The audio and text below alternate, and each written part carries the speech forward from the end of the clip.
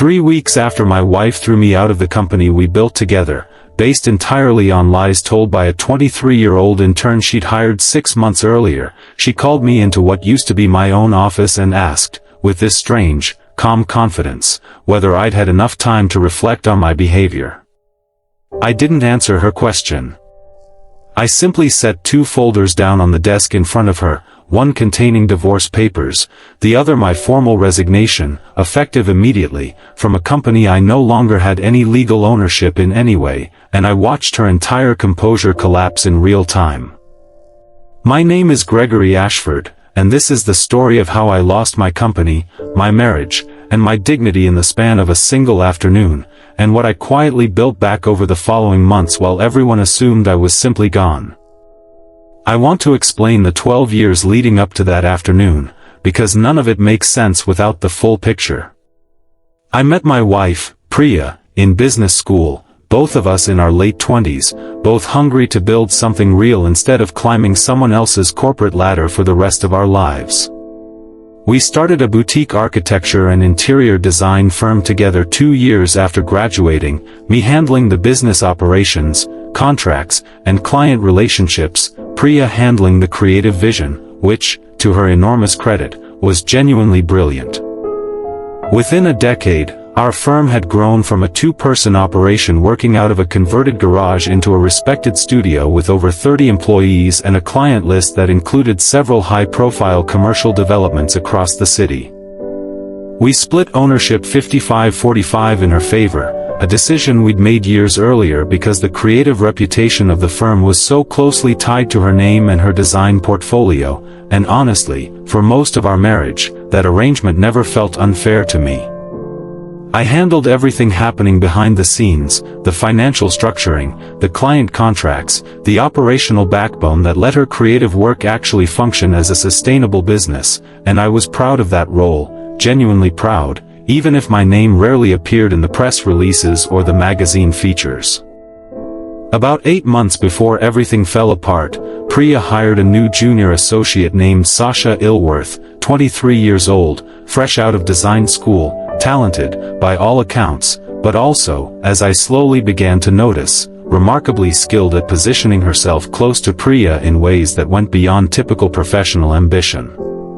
I want to be careful here, because I'm not interested in painting a simplistic villain narrative. What I can tell you honestly is that within a few months, Sasha had become an almost constant presence in Priya's daily schedule, sitting in on meetings well above her actual role, weighing in on decisions that had nothing to do with her junior position, and slowly, subtly, positioning herself as someone whose opinion Priya seemed to trust more than mine, despite over a decade of marriage and partnership standing right there in the room. The trouble that eventually ended everything started, as far as I can piece together now, with a misunderstanding Sasha either genuinely misread or, more likely, deliberately shaped to her advantage. Our firm had been in the final stages of negotiating a major commercial contract with a development group downtown, a deal worth several $1 million in fees over its lifetime, the kind of contract that would have meaningfully elevated our firm's standing in the industry. I had been handling the financial terms of that negotiation directly, communicating with the development group's finance team through a series of emails that, admittedly, involved some fairly aggressive positioning on my part, standard negotiating tactics I'd used successfully for years. Sasha, apparently reviewing some of those email threads as part of her expanded responsibilities, took a series of my messages completely out of context and presented them to Priya as evidence that I was secretly trying to undercut the deal, position myself for a larger personal cut of the fees, and cut Priya out of key decisions on a contract that, creatively, was entirely her vision. I want to be honest, some of my language in those negotiations probably did sound sharper out of context than it actually was, the natural byproduct of playing hardball with an experienced finance team on the other side.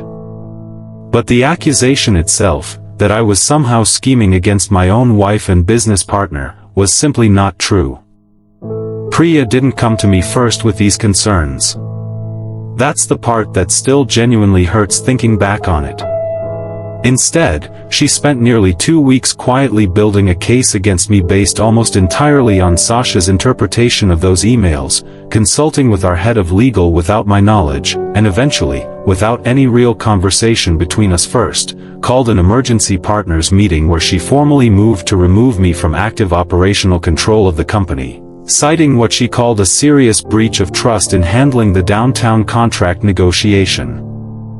I remember sitting in that conference room, the same one I'd helped design the layout for years earlier, listening to my own wife read a prepared statement about my supposed misconduct while a 23-year-old intern sat quietly to her right, occasionally nodding along like she was some kind of trusted advisor rather than someone who'd been with the company for less than a year.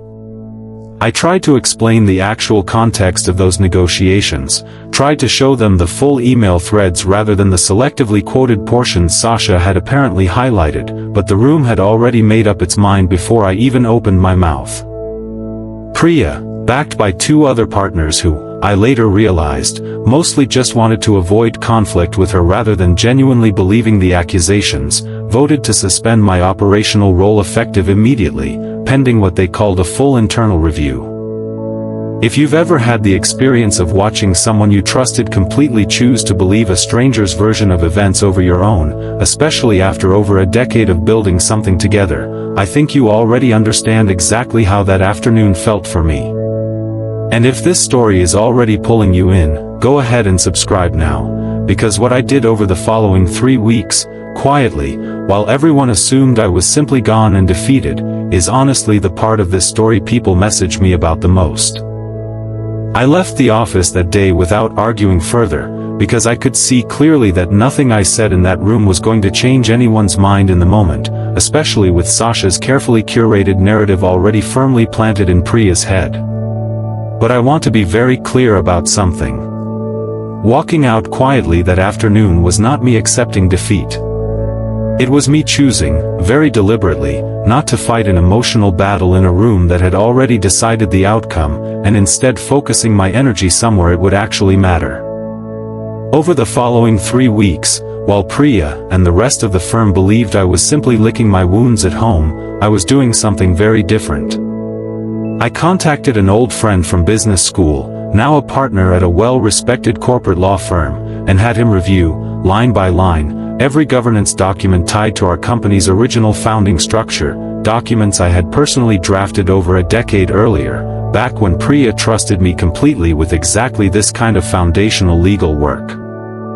What that review confirmed, something I honestly hadn't thought about in years because it had simply never been relevant before, was that while Priya held the larger ownership percentage in the company itself, the actual intellectual property behind several of our most significant completed projects, the specific architectural systems and design methodologies our firm had built its reputation on, were technically held under a separate holding entity that I, not Priya, had majority control over. A structural decision made years earlier purely for tax efficiency reasons that had, until that moment, never mattered to either of us because we'd always operated as genuine partners. I also, during those 3 weeks, quietly reached out to 2 of our largest existing clients, men I'd personally built relationships with over nearly a decade of contract negotiations, relationships that, frankly, existed almost entirely through me rather than through Priya's creative side of the business. I didn't badmouth Priya to them, didn't share any details of what had happened internally. I simply, carefully, began exploring whether they'd be interested in continuing to work with me directly, should my situation with the firm change in the near future. By the time Priya called me into that conference room 3 weeks later, the same room where I'd been formally suspended, expecting, I think, that I'd spent those 3 weeks quietly falling apart at home, exactly the kind of humbled, apologetic energy she seemed to expect when she asked whether I'd had time to properly reflect on my behavior, I had already, quietly, methodically, restructured my entire position. I had legal confirmation of my majority control over the intellectual property holding entity behind several of the firm's signature projects. I had informal but genuine interest from 2 major clients about potentially following me if I moved on independently. And I had, over those same 3 weeks, finally allowed myself to honestly process what this entire experience had revealed about my marriage. 12 years of partnership apparently outweighed within days by the word of someone who'd been with the company less than a year. I didn't raise my voice when I sat down across from Priya that afternoon. I simply opened the folder in my hands and set 2 documents on the desk in front of her. The first was formal divorce paperwork, already reviewed by my attorney, ready for her signature whenever she was ready to move forward. The second was my official resignation from the company, effective immediately, along with formal notice, attached as a secondary document, regarding the intellectual property holding entity and my intention to exercise my majority control over those assets going forward. I want to be honest about the moment her expression changed, because I've thought about it often since. It wasn't dramatic, not at first, just this slow, dawning realization moving across her face as she actually read through what I'd placed in front of her, understanding, piece by piece, that the quiet, humbled reflection she'd expected to see from me had instead been 3 weeks of me calmly, methodically protecting exactly what was mine. If you've stayed with me this long, thank you, and if you haven't subscribed yet, this is the moment to do it, because what happened over the following months, both to the company and to Sasha, honestly surprised even me. Priya, to her credit, didn't try to argue her way out of the divorce once she saw I was genuinely finished. 12 years of trust broken in a way that simply couldn't be repaired by an apology at that point. The intellectual property situation, however, became a much longer, more complicated negotiation, one that ultimately resulted in a settlement where I retained direct licensing rights over several of the firm's signature project methodologies, generating significant ongoing consulting revenue independent of the company itself, revenue that, notably, the firm now had to formally pay for continued use of systems I had originally built. I started my own smaller consulting practice about 2 months after that final conversation, focused specifically on the operational and financial architecture side of design firms, the exact kind of behind-the-scenes work I'd always been genuinely good at, work that, without Priya's creative spotlight overshadowing it, finally started earning its own recognition. Both of the major clients I'd quietly reached out to during those 3 weeks did eventually follow me, not out of any disloyalty to Priya's creative work, but simply because the operational relationships I'd built with them over the years turned out to matter more than either of us had fully appreciated at the time. As for Sasha, I learned through mutual industry contacts about 8 months later that she'd left the firm rather abruptly after a separate, unrelated conflict with a different senior staff member, apparently having built a habit of positioning herself aggressively close to leadership that eventually caught up with her once there was no longer a marriage in crisis to exploit. I won't pretend I felt nothing hearing that. There was a certain quiet satisfaction in it, but mostly, honestly, I just felt tired thinking about how much unnecessary damage one ambitious 23-year-old had managed to cause in a company that had taken over a decade to build. Priya's firm, from what I understand, has continued operating, smaller now, without the operational backbone I'd quietly provided for over a decade, without direct control over some of its most valuable intellectual property, forced now to pay licensing fees for systems I once built for free out of love for a partnership I genuinely believed in.